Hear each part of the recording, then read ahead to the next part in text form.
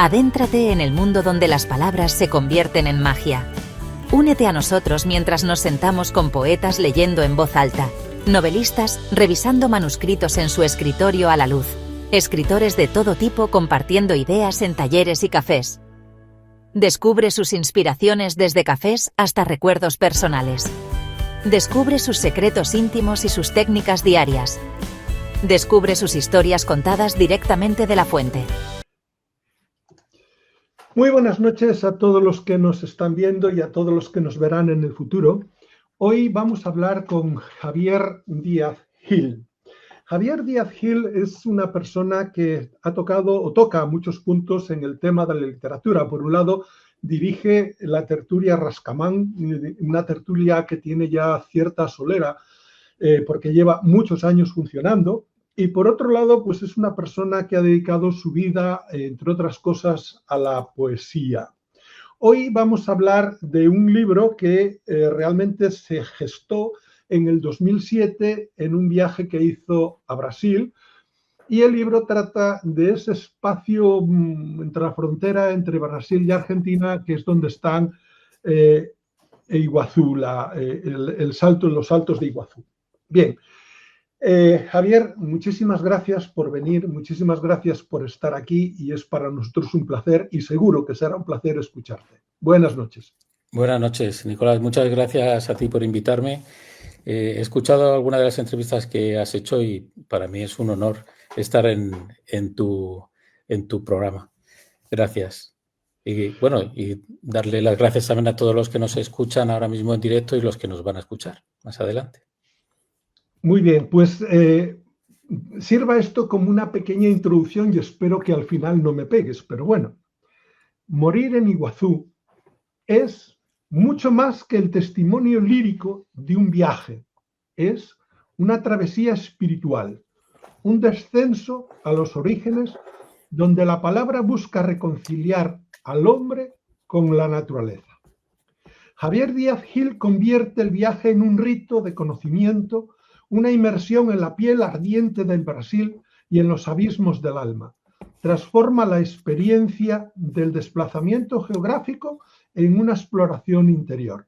Desde el primer poema, el lector siente el rumor del agua como un latido llegado desde el comienzo de los tiempos que acompasa el ritmo del verso y del alma. Sus versos, de apariencia sencilla, laten con una música interior donde la palabra se hace agua, piedra y carne y se torna naturaleza.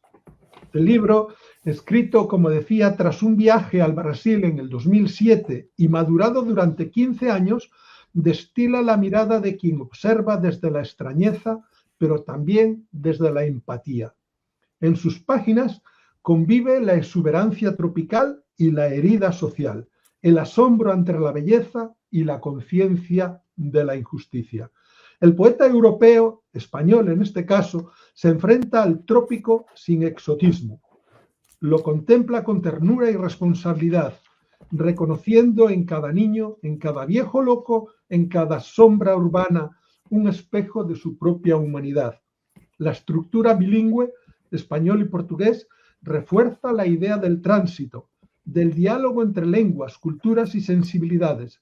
Sus poemas, breves y precisos, se construyen sobre el silencio, la repetición y la imagen elemental, el agua, la piedra, el fuego, el cuerpo. En ellos late una aspiración a lo universal, una comunión con lo vivo que recuerda a Lorca y Miguel Hernández, presencias tutelares que acompañan el viaje. En el fondo, Morir en Iguazú propone un acto de redención, de rendición, dejarse llevar por la corriente hasta confundirse con el río, con la espuma, con la luz. Morir no como final, sino como plenitud. En esa muerte simbólica, el poeta alcanza la única inmortalidad posible, la de fundirse con la palabra y con la naturaleza que la inspira. Entre el fulgor de las cataratas y la sombra de la desigualdad, el poeta busca una forma de pureza, un regreso al origen donde la muerte se confunde con el regreso a la naturaleza. Hay en este libro una mirada ética y amorosa, una contemplación que no juzga, sino que abraza lo humano en su fragilidad. Díaz Gil escribe con la conciencia del extranjero que se deja habitar por lo que ve, y el resultado es una geografía de la emoción, un mapa donde se cruzan Lorca y Miguel Hernández, la ternura y la herida, el viaje y la pertenencia.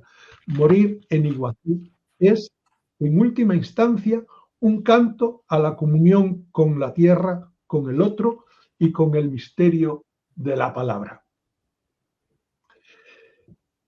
Una vez hecha esta pequeña introducción, ¿cómo recuerdas tus primeros acercamientos a la poesía? ¿Hubo un momento o una lectura que de alguna manera te reveló, te inspiró y te llevó al convencimiento de que debías dedicarte a escribir poesía? Bueno, antes de contestarte a esta pregunta, quiero darte las gracias porque has hecho una mirada muy certera del libro. Es verdad que Morir en Iguazú es esa idea de contemplación, de unión con la naturaleza, pero es una contemplación a la naturaleza de algo que ya uno lleva dentro. Por eso lo que has dicho de escrito lo que la naturaleza causa en mí de emoción o que es espejo de lo que uno lleva dentro. Entonces, el libro, ya por cerrar, que quería apuntar, es un libro escrito sobre un viaje a Brasil, pero no es un libro de viajes. No es un libro de viajes en el que yo te cuento visita esta playa o visita esta ciudad. Es un libro en el que el poeta, desde su mirada, ha ido interpretando el paisaje, ha ido interpretando la gente con la que se encuentra, ha ido interpretando la naturaleza y está reflejada ahí. Por eso me gusta mucho esa idea de comunión con la naturaleza y la palabra. Has sido certero, vamos, súper certero. Y en cuanto a cómo uno descubre la poesía, cómo uno se tropieza con la poesía, yo creo que las primeras lecturas en la adolescencia son de deslumbramiento, porque yo recuerdo que cae en mis manos Pablo Neruda, por ejemplo, y esos versos del Capitán o los 20 poemas de amor y una canción desesperada, para mí es como un inicio de fulgor, de descubrimiento.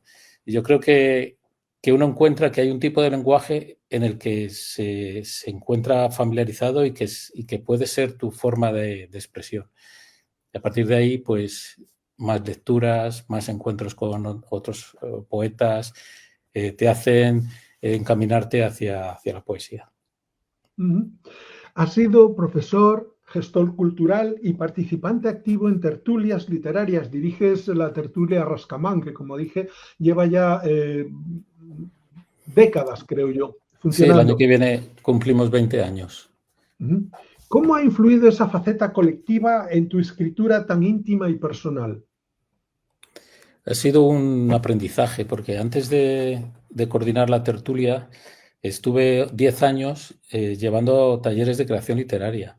Entonces, eso me ha reforzado la idea de que estábamos conversando antes de empezar este directo, que el escritor no puede ser simplemente alguien que escribe y que empieza a poner una palabra detrás de otra. Hay detrás un oficio, y el oficio es muy importante aprenderlo, ¿no? Es como aprender desde la estructura de una novela hasta la poesía, lo más básico, que es una metáfora, que es la rima, etcétera. Y a partir de ahí, cuando tú tienes un conocimiento, canalizar toda la emoción que llevas dentro. El coordinar una tertulia me ha servido también para aprender, porque no es una tertulia en la que se lee y todo el mundo asiente lo que leen los demás, sino es una tertulia en la que aprendemos unos de otros. Lo que hacemos es leer, los demás opinan, nos aprendemos unos de otros y mejoramos. Y en eso estamos. Te iba a preguntar precisamente, pues, que nos contaras cómo nació la tertulia Rascamán, que es de la tertulia de la que hablamos. ¿Qué representa para ti ese espacio de intercambio entre poetas y narradores? Sí, la tertulia nació a raíz del taller de creación literaria. Después de 10 años, los componentes del taller, que se iban repitiendo, se iban apuntando un año tras otro, al final yo les planteé en un momento dado, digo, pues ya sabéis tanto como yo, no puedo enseñar más. Y el siguiente paso es montar una tertulia en la que todos compartamos lo que vamos escribiendo y nuestros conocimientos. Y eso hicimos, nos salimos del entorno de los centros culturales donde dábamos los talleres y nos pasamos a ser una tertulia de café a la vieja usanza. Y en eso estamos desde hace casi 20 años.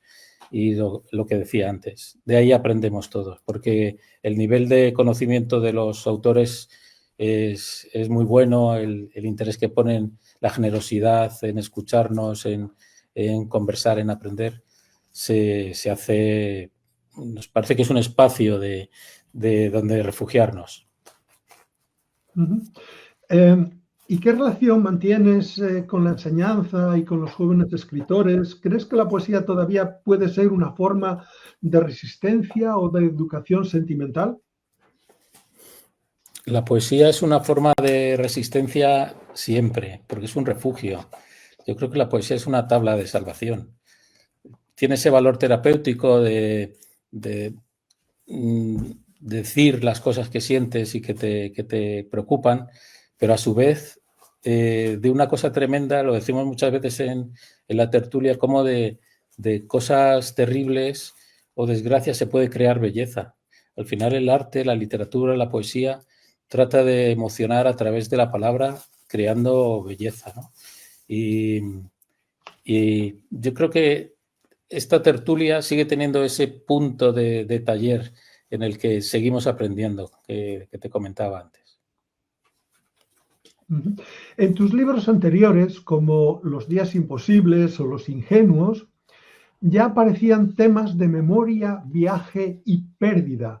¿Cómo ha evolucionado tu voz desde entonces? Yo creo que se ha evolucionado a través de... Se ha hecho quizás la poesía se ha hecho mucho más esencial. Me gusta más la escritura de poemas más cortos porque lo que busco es la esencialidad, ¿no? Aquella máxima que hay en la poesía de que menos es más es una cosa que no se me va. Entonces creo que hay una evolución desde el principio. A lo mejor quizá antes escribía un poco más largo, me he ido haciendo más esencial en los poemas. Bueno, de hecho, en Morir en Iguazú, antes lo hablábamos, hay una serie de poemas breves que son haikus, que con 3 versos a veces lo que quieres contar es suficiente. Añadir a eso es añadir cosas que no ayudan en un poema. Además se nota en un poema cuando se intenta alargar y ves que el poema hay un estrambote que no añade nada, ¿no? Yo siempre hay que corregir, quitar, buscar la esencia, quitar las hojas que sobran. ¿Y qué poetas sientes como tus maestros espirituales, más allá de Lorca y de Miguel Hernández, que aparecen explícitamente en este libro ya? Sí. Hay una generación, la generación del 50, yo creo que por edad, además, tuve la suerte de escucharle recitar pues a Ángel González, a Brines, que me marcaron. También a José Hierro, que es de una generación anterior. Son poetas en los que la palabra es aparentemente sencilla, hay un lenguaje muy sencillo, muy directo, pero hay una carga emocional muy fuerte. Yo me siento muy influenciado por esa generación. ¿Y cómo concibes o cómo entiendes la relación entre poesía y compromiso? ¿Debe el poeta ser testigo de su tiempo o guardián de lo intangible? Yo creo que el poeta tiene que escribir desde un lugar. Y desde ese lugar desde el que escribe, que es un lugar emocional, es un lugar social, es un lugar político, no puedes renunciar a ello. Tu mirada está basada o está reconducida desde esa perspectiva. De hecho, en Morir en Iguazú, tú lo has citado, hay poemas en los que hablo de lo social y yo me pongo siempre del lado de los débiles, de los desfavorecidos, porque hay una poesía, no necesariamente una poesía social, pero sí una poesía reivindicativa, en la que la palabra tiene una función. no puedes hablar simplemente de la naturaleza, de los pájaros, del agua y mostrar un paisaje. Tienes que mostrar tu lugar en el mundo y reivindicarlo.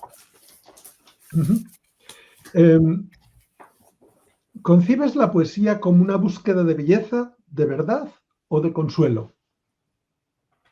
Es buena esta pregunta, porque yo creo que no deberían deshacer esa trilogía que acabas de decir, ¿no? Está bien, porque la verdad, la belleza y el consuelo pueden ir juntas. Una poesía sin verdad no es poesía. Yo creo que primero tiene que emocionarte a ti, sentir ese verso para que lo pueda sentir el lector. El consuelo, eso le decía Margarit, que la poesía busca el consuelo, y me parece que también, porque la poesía es un lugar donde refugiarte tú como escritor y el lector. Es un sitio donde encontrar que alguien ha sentido algo como lo que tú sientes. Y la belleza, por supuesto, es que lo que decía en una de las preguntas que me has hecho anteriormente, ¿no? ¿Cómo puede ser que a partir de un suceso terrible, como puede ser la guerra de Gaza o lo que hemos visto en Ucrania, o la Dana, yo qué sé, estas cosas tan tremendas y tan extremas, luego se pueda escribir un poema que te emocione y un poema que signifique belleza? Yo creo que no se puede separar las tres cosas. Me gusta esta pregunta.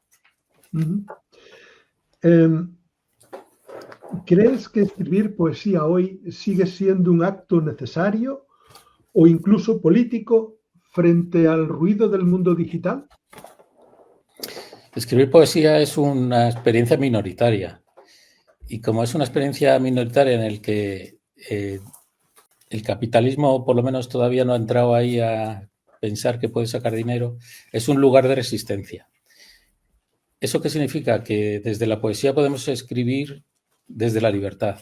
Podemos contar lo que queramos, sentir lo que queramos y transmitirlo. Y además, esto tiene que ver con lo que decías de la verdad.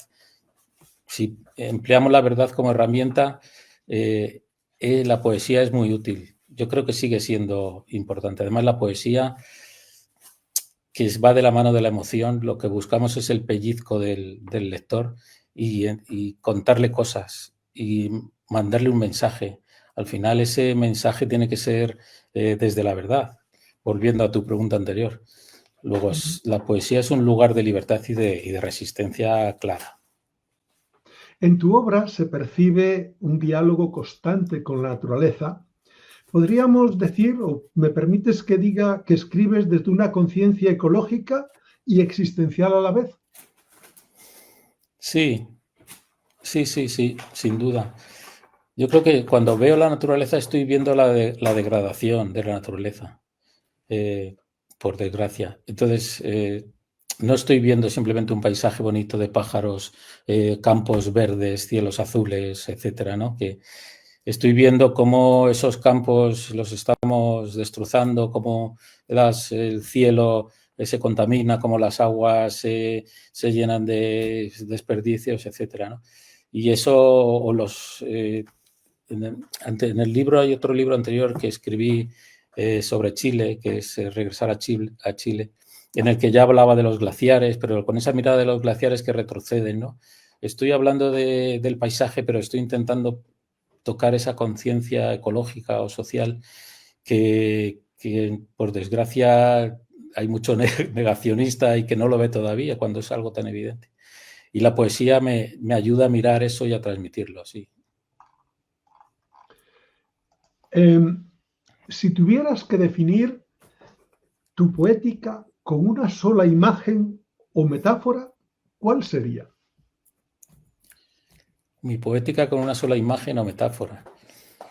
Pues yo creo que la palabra frente al paisaje, que es algo que has citado y con la que me identifico completamente. Debe ser por falta de tiempo, a lo mejor durante mi vida diaria, soy un escritor, un poeta que escribe durante los viajes. Y es porque cuando voy de viaje me propongo de manera explícita buscar un ratito para escribir sobre lo que he contemplado. Y entonces esa idea de palabra ante el paisaje, lo que me estremece pero me estremece porque ya lo llevo dentro, ¿no? Tú no puedes escribir sobre algo si no hay algo dentro de ti que genera ese poema. Y ya adentrándonos directamente al libro, ¿cómo surgió la idea de convertir tu viaje a Brasil de 2007 en un poemario 15 años después? Bueno, el libro lo escribí en 2007, luego estuve corrigiéndolo durante un tiempo. Llegó un momento en que lo retomé y ocurrió que, claro, unos poemas escritos hace 15 años, bueno, cuando se publicaron ya pasaron 15, pero a lo mejor cuando empecé a pensar en publicarlo, pues habían pasado 12, 13, pues los retomé y vi que la poesía escrita hace 12, 10, 12 años seguía siendo un poema muy vivo. Porque puede ser que tú escribas algo hace 10 años, lo retomes, vuelvas a leerlo y digas, esto no vale nada, no ha resistido el paso del tiempo, ¿no? Pero este no era el caso. Y entonces yo me planteé que lo que quería era hacer un libro en el que mi visión de la naturaleza, del paisaje, del mundo en Brasil se complementara con la visión de dos poetas que me tradujeron los poemas, que son brasileños, dos amigos poetas brasileños, Birna Teixeira y Fabio Aristimuño, que yo les planteé que me hicieran la versión de los poemas, la traducción al portugués de Brasil. Además, quería que fuera portugués de Brasil, porque hay algunas palabras que no son iguales en portugués de Portugal que en el brasileño.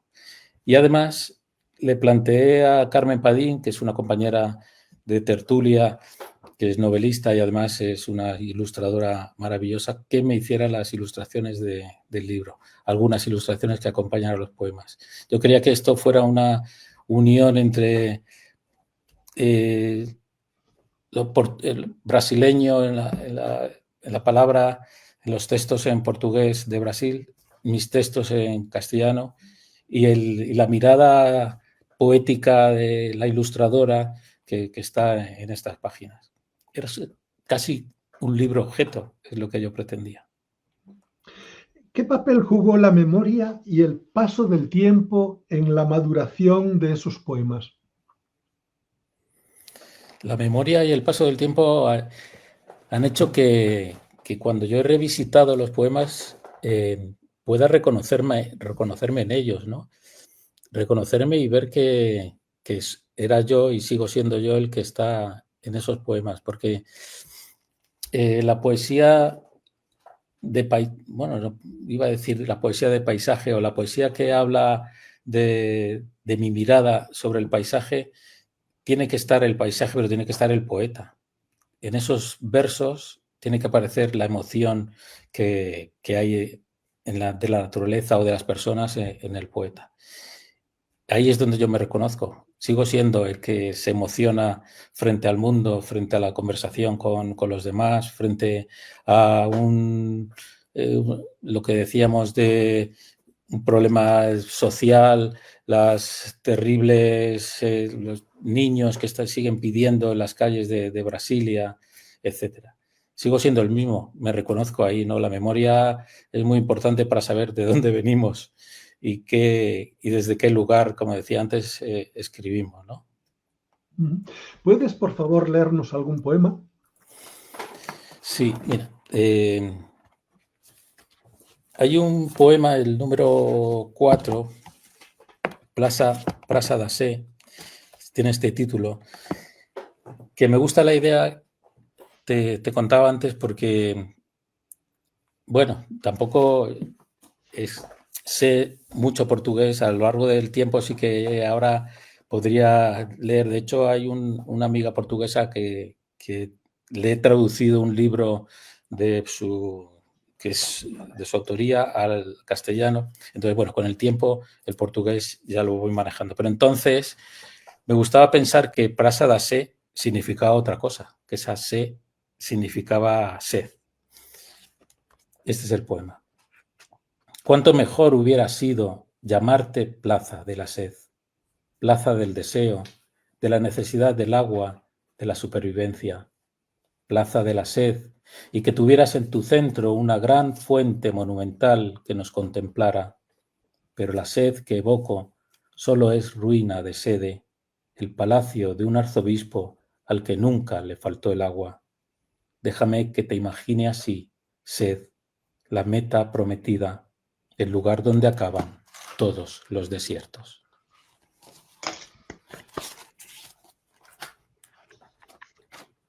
¿En qué medida la colaboración con Birna Teixeira y Fabio Aristimuño influyó en tu propia lectura de tus poemas?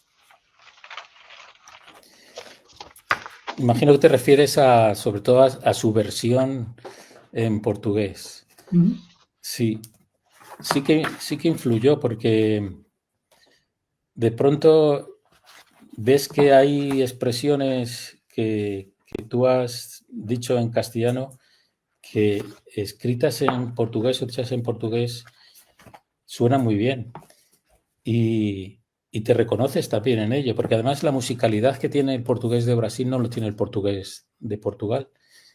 Cuando he escuchado leer los poemas a amigos portugueses o amigos brasileños, me ha parecido que la emoción era mucho mayor. De hecho, las presentaciones que hice del libro, en principio del 23, hicimos 2 o 3 presentaciones, siempre me acompañé de amigos lusoparlantes que me ayudaban a ir leyendo los poemas. Yo lo leía en español y ellos lo iban leyendo en portugués. Y eso impactó mucho a la gente, a las personas que vinieron a las presentaciones. Les pareció que entraban en el poema de una manera distinta, que así es como quería yo que ocurriera, ¿no? Como me pasaba a mí al leer los poemas traducidos por Fabio o por Birna. ¿Y qué significa para ti revivir poéticamente aquel viaje en plena madurez literaria? Revivir, recordar, ¿no? Que es una palabra que me gusta mucho, que tiene que ver con el latín, que es para volver a pasar por el corazón. Es mantener vivo la memoria y el paisaje. Es regresar otra vez a Brasil. Cada vez que lo leo, sigo emocionándome recordando pues los paisajes o algunos personajes que hay en este libro, ¿no?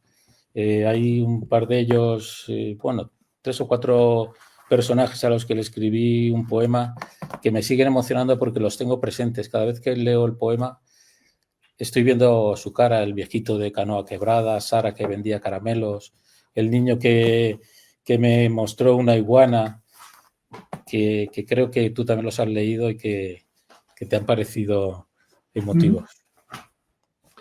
El título, Morir en Iguazú, sugiere una muerte simbólica con la naturaleza. ¿Qué tipo de muerte o transformación imaginas en esas cataratas?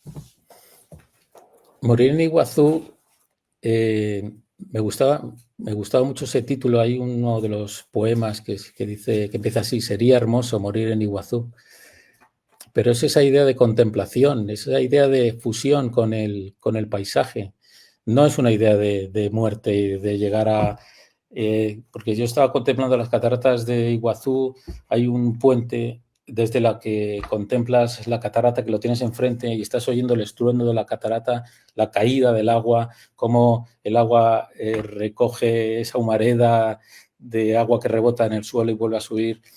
Y por un momento pensé que si tienes que morir, sería hermoso morir en Iguazú, fundirte con esa cascada, ser parte del río de nuevo, ser parte de la naturaleza.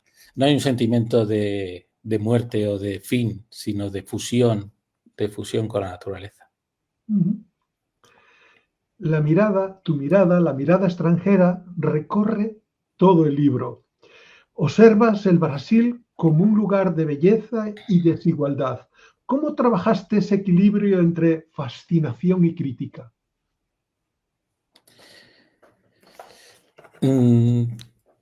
Yo creo que no lo trabajé tampoco. Uno, como hablábamos antes, si escribe desde una postura, desde un sitio en el mundo, al final su mirada se dirige hacia una posición y hacia un tipo de escritura. Entonces, cuando a ti te emociona algo, te estás fijando en una serie de detalles. No te fijas en, pues lo que decíamos antes, el paisaje, la naturaleza simplemente. Estás viendo también el entorno, lo que significa. Hay un poema al final del libro que si da tiempo lo podíamos leer, que es el de Brasilia, en el que tú dices que cómo me identifiqué o cómo vi esa ciudad. Pues estoy viendo una ciudad que me pareció hermosa y maravillosa, pero en el fondo estaba viendo que era una ciudad artificial porque se había hecho en mitad del desierto, se había hecho con escuadra y cartabón, se había diseñado y se trajo a la población de Río de Janeiro a Brasilia. Y entonces pensé cómo puede ser que se fundara una ciudad trayendo a alguien del mar, cerca del mar, trayéndola al interior del Brasil, a un sitio donde era puro desierto. Pero no es una mirada en la que haya tenido que trabajar para pensarlo o definir el poema. De pronto mi mirada estaba ahí, estaba viendo ese paisaje y estaba viendo ya ese terrible problema de la gente impuesta y traída a una ciudad que no era la suya, por ejemplo. Déjame que lea un poema. Se llama Priscila. Me dice con la mirada tímida mientras me alarga el brazo donde tiene apoyado el verde esmeralda de una iguana. Ni siquiera me pide una moneda. Se aleja de él mi coche. Un niño feliz con una iguana se va haciendo más pequeño. Brilla el verde en mitad de un desierto de arena y oro. Levanta su mano. Adiós, me dice. Nunca me había sentido yo más solo. En varios poemas aparece la figura del niño o la infancia, Priscila, Sara, el viejo loco que ríe como un niño. ¿Qué representa para ti esa inocencia frente al mundo adulto? A lo mejor es un sitio al que hay que seguir reivindicando, la inocencia, porque la inocencia va de la mano de la pureza. Lo puro es lo que lo que estamos perdiendo, la mirada sobre lo puro. Está todo demasiado, pues estamos acostumbrados a oír nada más que falsedades, fake news, mentiras, se oculta la verdad. ¿Dónde está la pureza? En la mirada de un niño, probablemente. En la mirada de un niño como este que acabas, el poema que acabas de leer, en el que me gusta esa idea del turista o la mirada occidental que va a un sitio en el que nosotros vamos con prejuicios. Pensamos que un niño que lleva una iguana en la mano nos va a pedir una limosna, nos va a pedir dinero a cambio de enseñarnos la iguana. Ese es nuestro prejuicio y, sin embargo, él no. Él lo único que quería era mostrarnos como un tesoro su iguana que llevaba en el brazo y ya está, y compartirla. Y en ese momento mi reacción era sentirme como solo, ¿no? Huérfano frente a la mirada de ese niño que me desnudó completamente, claro, que me situó y me colocó en mi sitio, en el sitio en el que nos coloca la mirada de los europeos. Hay un constante contraste entre construcción y ruina, ciudad y naturaleza. ¿Podríamos leer el poemario como una reflexión sobre el fracaso del progreso moderno? Bueno, ahí yo tengo una mirada muy peculiar sobre las ruinas, porque lo que fueron ruinas fueron una construcción que estaba viva y hubo vida ahí. Y entonces muchas veces me pregunto que tras esas ruinas hubo vida, qué provocó esas ruinas y luego que si es el progreso es el que ha provocado la ruina también está en mi mente. La ciudad no solo es la construcción enorme de rascacielos o de parques. Detrás de la construcción están también, de las ciudades, siguen estando las favelas, siguen estando los charcos, las calles de barro, los niños descalzos. Esas son las ruinas actuales que tenemos dentro de las ciudades. y hay que seguir señalándolas, por desgracia, porque no sé si es que no se quieren ver o se quieren ocultar, pero están ahí y hay que mostrarlas. Hay que mostrarlas a través de la poesía, a través de la palabra, a través de la verdad que decías, a través de la emoción, dotarlas de belleza para que conmuevan, pero hay que seguir señalándolas. Hay una serie de elementos que aparecen de forma repetitiva en tus poemas y uno de ellos es el mar, el río, la lluvia, sudor, lágrimas. ¿Qué simboliza todo esto en tu poética? Bueno, el agua, sí, cuando aparece el agua en mis poemas, no deja de ser un sitio, no sé si de libertad, un sitio de horizonte, un sitio de refugio, un sitio donde todos los problemas al final se transforman en un lugar de quietud. El agua en el poema de Morir en Iguazú era una comunión con el paisaje. Los ríos que fluyen también es una solución de vida, de camino que continúa caminando, de paso. Todo lo demás es la tierra, las piedras, la roca, que no se mantienen ahí como sin moverse, pero el agua no. El agua es vida, ¿no? Quizá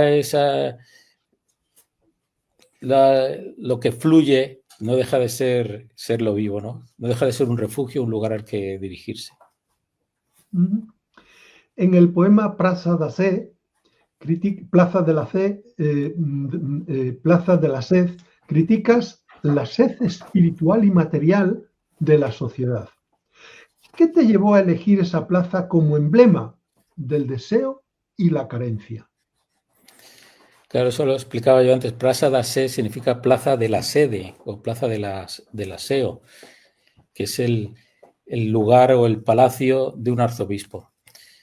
Pero Plaza da Sé tenía una fuente, esa plaza tenía una fuente en el medio de la plaza. Yo interpreté, ¿por qué no? Esta plaza podría ser la plaza de la sed, el lugar donde se acabaran todos los desiertos, como digo en el verso. Sin embargo, esa sed que se salva con una fuente imaginaria no era más que la plaza de una sede, de un arzobispo al que nunca le faltó el agua, ¿no?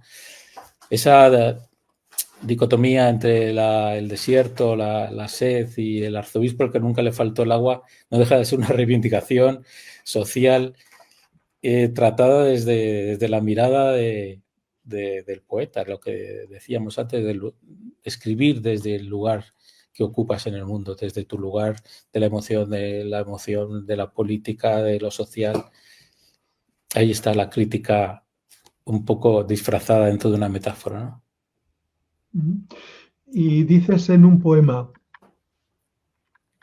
Sara vende caramelos a £1 en los centros comerciales de Brasilia.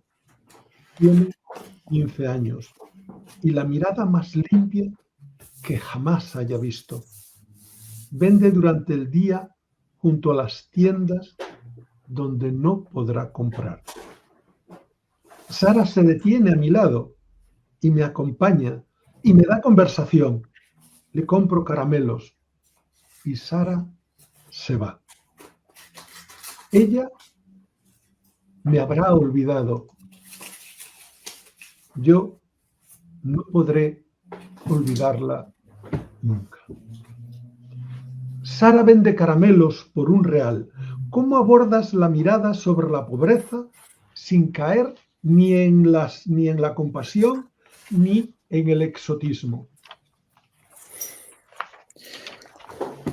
Esto que hay en el poema es lo que tenemos a nuestro alrededor continuamente. Y es otra vez la misma imagen de lo que contábamos antes con el niño que traía una iguana en el brazo. Esta niña vendía caramelos en los centros comerciales de Brasilia, junto a las tiendas que no la imaginaba que pudiera entrar a comprar. Sin embargo, ella no estaba buscando comprar, o sea, vendernos caramelos. Ella, si le compraba caramelos bien, pero lo que estaba buscando era transmitirnos otras cosas, porque se sentó junto a nosotros, nos dio conversación, estuvimos un ratito con ella, al final le compré caramelos y se fue, pero no era un acoso de cómprame caramelos como te pasa en algunos sitios o la sensación que tú piensas que vas a vivir. Entonces, esa niña que nos contó que se llamaba Sara, que tenía 15 años y que tenía la mirada más limpia que jamás haya visto, pues me ha dejado en el corazón una cicatriz que yo no voy a poder curar nunca y no la quiero curar, porque esa es la emoción esa es la emoción que quiero yo compartir. Y es esa mirada sobre lo que ocurre en la sociedad a nuestro lado y que muchas veces no queremos ver. De pronto te pones a hablar con esa niña y esa niña te cuenta otras cosas que tú no esperabas. Y eso es, de verdad, es emocionante. ¿Podría decirse que el libro es también una denuncia silenciosa de la desigualdad latinoamericana? De alguna manera sí. Porque yo me podía haber limitado a contar las maravillas de Brasil, sus playas enormes, kilométricas, lo bien que se come, el espectáculo de los bailes, pero no, mi mirada no se queda en eso porque no serviría, a mí no me serviría de muchos quedarme en eso. Como decía al principio, este no es un libro, una guía de viajes en el que te voy a recomendar dónde tienes que comer, dónde tienes que beber, qué ciudades visitar, qué itinerarios, qué playas. No. Yo lo que te voy a enseñar son otras cosas. Te voy a enseñar mi mirada sobre la gente, sobre las desigualdades, sobre la naturaleza, sobre lo que ha hecho el hombre en la naturaleza y la ha degradado, cómo ha construido las ciudades a pesar de los seres que la habitan. Esa es la mirada que quiero yo transmitir, la mirada que yo tengo sobre el paisaje y sobre las ciudades. ¿Qué buscabas al contraponer figuras humildes, niños, viejos, trabajadores, a la monumentalidad de ciudades como Brasilia? A veces la poesía no está en las grandes cosas, claro, la poesía está en los pequeños detalles, que son los que te emocionan. Yo tengo una pequeña máxima, si se pudiera decir así, es que yo no voy a escribir algo sobre lo que no me haya emocionado previamente. Yo creo que el poema viene a ti, te busca de alguna manera y el poema necesita escribirse. Y todas estas cosas que han sucedido en el libro, esos niños, el viejito de canoa quebrada, etcétera, son emociones que yo he sentido y he necesitado transmitir. Al final, ¿qué ocurre? Pues que en un libro en este libro hay un abanico de cosas como lo que tú has citado, que hay dos poemas, uno dedicado a Miguel Hernández y otro a Lorca. Están las imágenes de los niños, las imágenes del viejito de canoa quebrada, la comida, que de pronto también hay en algunos poemas aparece la comida, está el baile, la emoción de la danza. Todo eso son aspectos que forman como una especie de collage que quiero yo transmitir al final. Si me permites, ¿por qué? No sé si a lo mejor me lo vas a preguntar luego. ¿Por qué aparecen Lorca y Miguel Hernández, ¿no? Miguel Hernández aparece porque de pronto me encontré en uno de los hoteles, había una pequeña biblioteca y uno de ellos, de esos libros que aparecía que estaban en la biblioteca, era un libro de Miguel Hernández. Y era un libro que era de Miguel Hernández escrito en español. Y te confesaré que tuve tentación de cogerlo y decir, me lo guardo. Pero dije, no, este libro está aquí porque Miguel Hernández tiene que estar aquí en Brasil para que lo conozca más gente.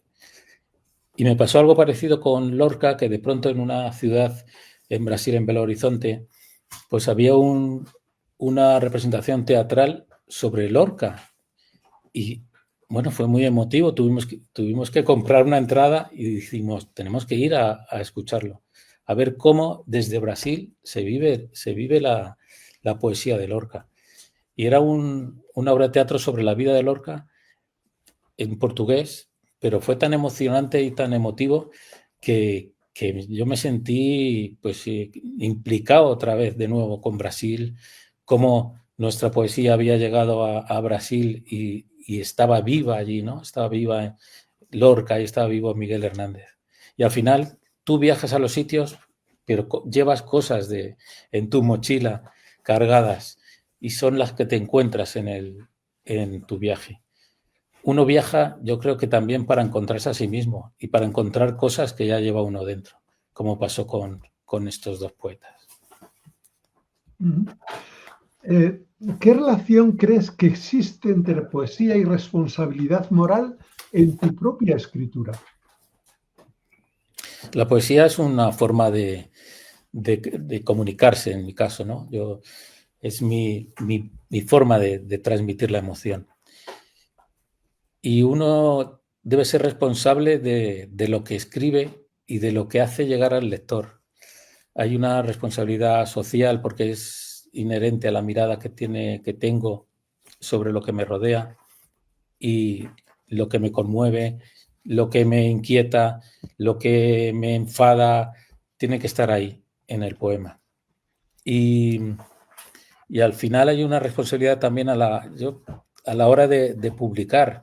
Por ejemplo, hablábamos antes de que pasaron 15 años desde que escribí estos poemas hasta que se publicaron, y yo creo que los poetas deberían ser responsables de lo que entregan al autor, a los lectores, a su editor, porque estás entregando algo que debe ser una obra cerrada. Quiero decir que cuando tú entregas un poema, sepas que ese poema, estás completamente seguro de que ese poema funciona, que ese poema es parte de una estructura mayor que es el libro.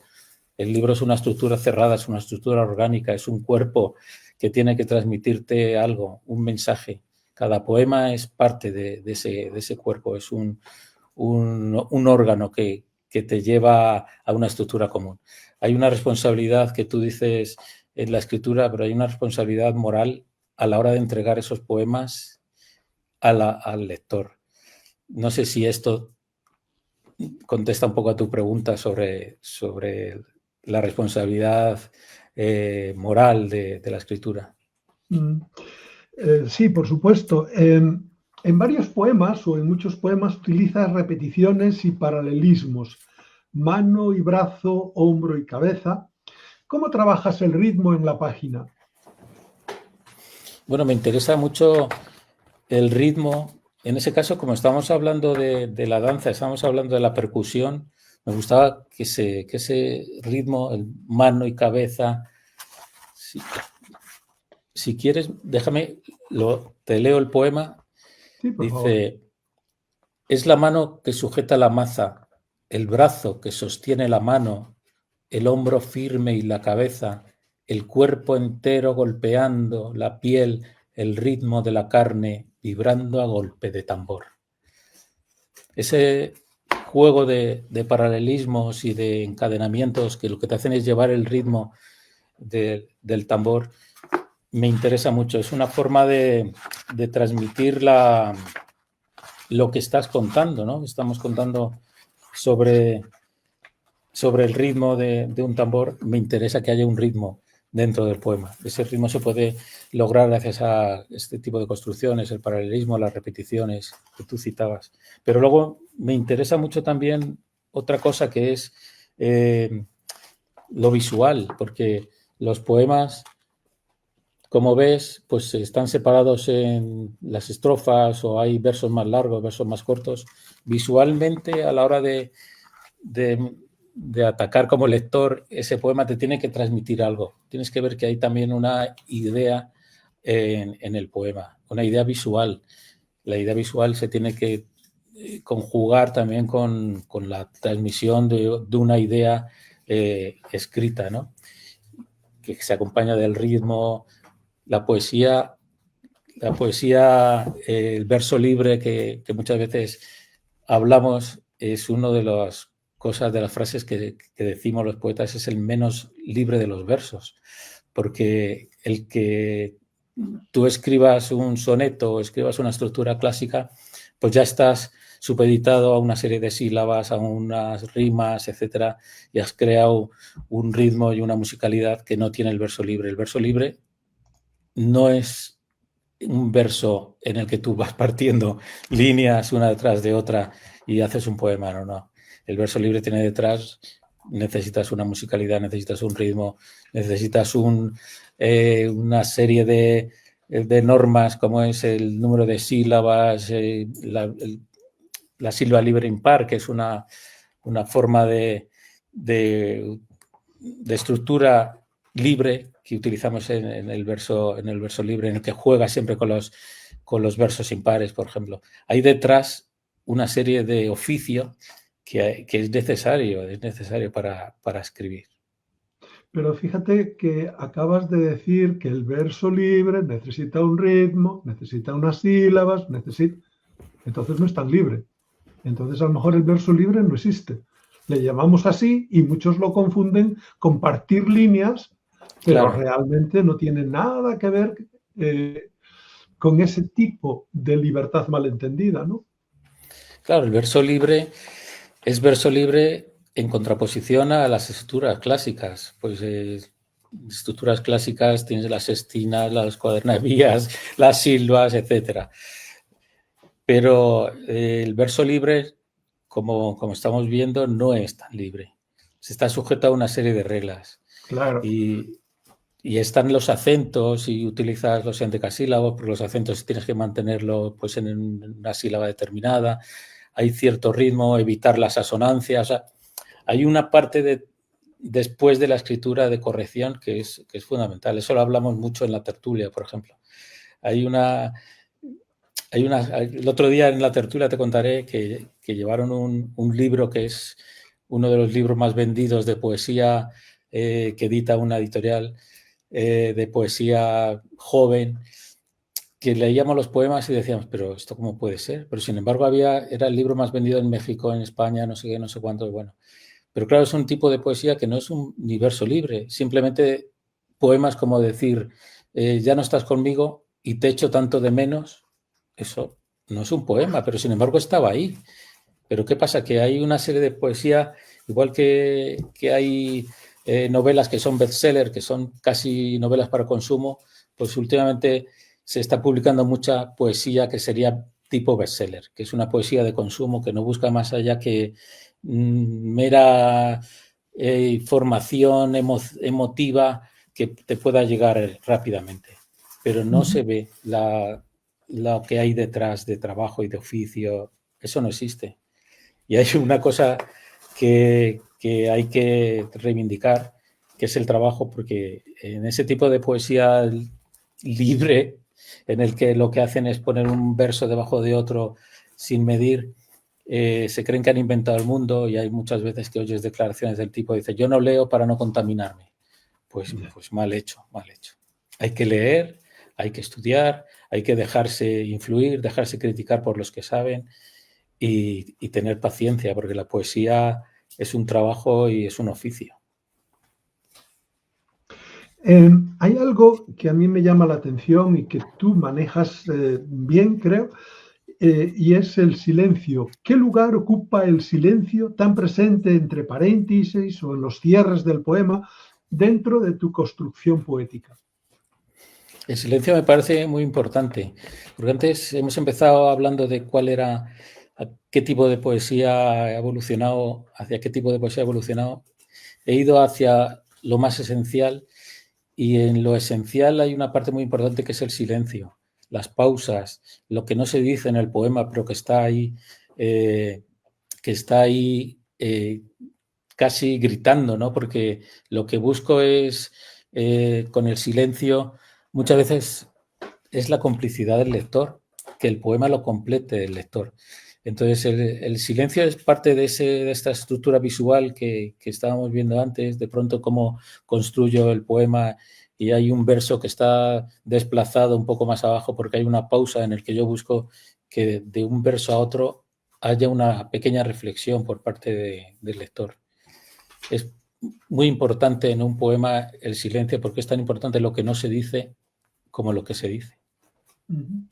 ¿Y qué importancia tienen las ilustraciones de Carmen Padín con sus tonos acuarelados y su sensualidad contenida en el diálogo con tus versos? Sí, fíjate que esta es la portada que yo cuando le propuse a Carmen Padín hacer las ilustraciones, yo le dije que fuera libre, pero no quería que fuera algo figurativo. De pronto esto es la portada de Morir en Iguazú, que debía ser el reflejo de esa idea de hacerse uno con la naturaleza, con la cascada, que el agua, que tú fueras parte del paisaje. Y yo creo que Carmen Padín aquí estuvo súper acertada. Igual que en las muchas ilustraciones interiores. Sí, las ilustraciones interiores son maravillosas, con 4 pinceladas. De pronto, pues hay emoción en versos como este.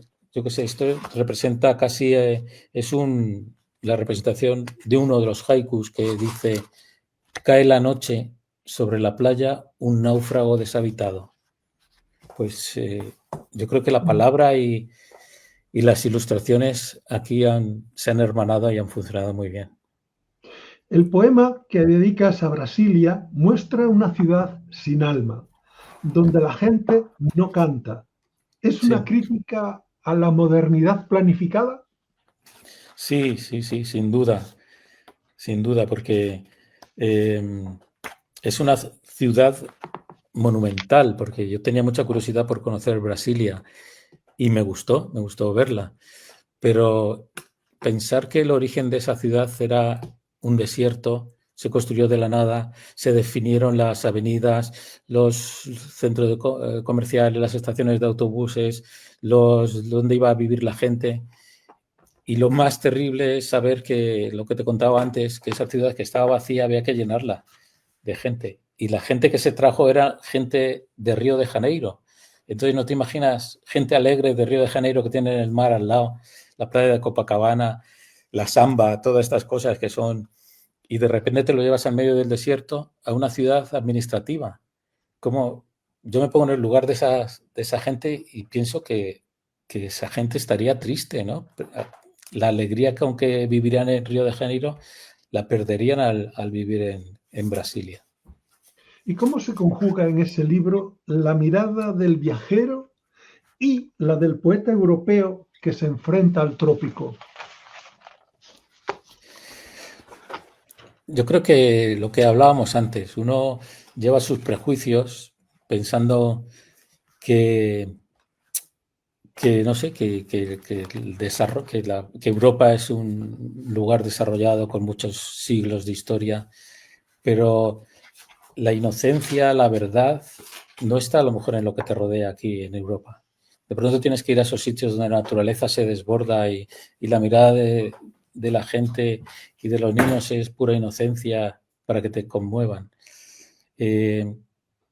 Como decía antes, los viajes no son simplemente una actividad de ocio. Para mí un viaje es un sitio en el que reencontrarme en el paisaje, en las ciudades, en la comida, en las historias que te cuentan, en la naturaleza. Es mi reencuentro o mi mirada con el paisaje. Hay un libro anterior a este que se llama Regresar a Chile, en el que también es un libro escrito durante un viaje a Chile y se llama Regresar a Chile a pesar de que era la primera vez que viajaba a Chile. Pero mi sensación al ir a Chile era que regresaba a un lugar en el que ya había estado. Es esa idea de reencontrarme conmigo mismo en los lugares a los que voy. Si pudieras o si volvieras a escribir hoy un nuevo poemario, un nuevo poema titulado Volver a Iguazú, ¿qué dirías que no dijiste entonces? Pues no sabría decirte qué diría. Hasta que no esté allí delante de Iguazú y del paisaje, seguramente yo no voy con la idea predefinida de qué voy a escribir cuando llegue, porque lo que me provoca el paisaje es la escritura en ese momento. Quizás sí que uno está predispuesto a escribir, porque sabe a lo que va. Sabe que va a reencontrarse con un sitio de pureza, de naturaleza, de donde está el origen del mundo casi, ¿no? Donde todo todavía se mantiene puro. Pero no sabría decirte qué es lo que me voy a encontrar. Hay veces que a lo mejor no hay que volver a sitios. Hay una canción de Joaquín Sabina que dice aquello de el lugar donde has sido feliz no debieras volver, ¿no? No lo sé, pero yo creo que sí que lo intentaría. Yo volvería a ver qué ocurre conmigo. Porque Saramago decía que el viajero debe volver a los sitios, en contradicción a lo que dice Sabina, porque no es lo mismo el viaje que ha hecho en verano que va a ser en invierno que el viaje durante el día que va a ser la noche. Te vas a encontrar con otro viaje, te vas a encontrar con otro paisaje y te vas a encontrar con otro viajero, porque el que eres tú no es el mismo que eras entonces. Déjame que termine leyendo un poema que es precisamente Morir en Iguazú, ¿no? Sería hermoso morir en Iguazú, abandonarse blandamente al río, al rumor inóptico del agua, a su abrazo, flotar precipitado, ingrávido en la nube de espuma que espera el contacto de la roca, arrastrado por la corriente, cuerpo de agua, luz de ramas asombradas ante el delirio del ser, ya pez y silencio, agua de Iguazú, confundido para siempre en la sangre acogedora del Paraná. Bueno, Javier, hemos llegado al final por cuestión de tiempo, no porque no tenga más preguntas o no haya muchísimas más cosas que preguntarte, pero tenemos que poner en algún momento punto y final, y me gustaría, no sé, si hay algo que te hubiera gustado que te preguntase y no lo hice, pues es el momento, tu momento.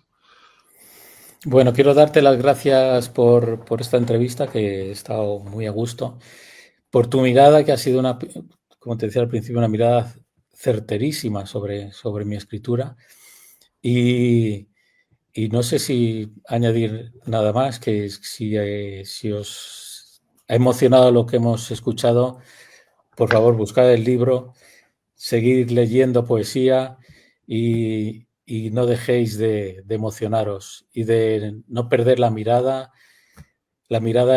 no sé si infantil, como decíamos antes, que es donde está la pureza y donde está la verdad. Que a veces lo más terrible siempre puede convertirse en belleza. Con Morir en Iguazú, Javier Díaz Gil nos recuerda que la poesía sigue siendo un territorio de verdad, una forma de mirar el mundo con compasión y lucidez. En estos versos late la conciencia de quien viaja no para descubrir paisajes, sino para encontrarse a sí mismo en la mirada del otro. El autor ha sabido transformar la experiencia del viaje en una meditación sobre el tiempo, la memoria y la fragilidad humana, y lo ha hecho con una voz transparente, cercana, profundamente ética. Agradecemos a Javier no solo la belleza de sus palabras, sino por su manera de mirar, esa mirada que une el agua y la herida, la distancia y la ternura. Morir en Iguazú es un libro que nos invita a escuchar el rumor del mundo y a recordar que toda caída puede ser también el regreso al origen. Con su escritura, el poeta nos ofrece algo más que un testimonio, nos entrega una forma de reconciliación entre la vida, la muerte y la palabra.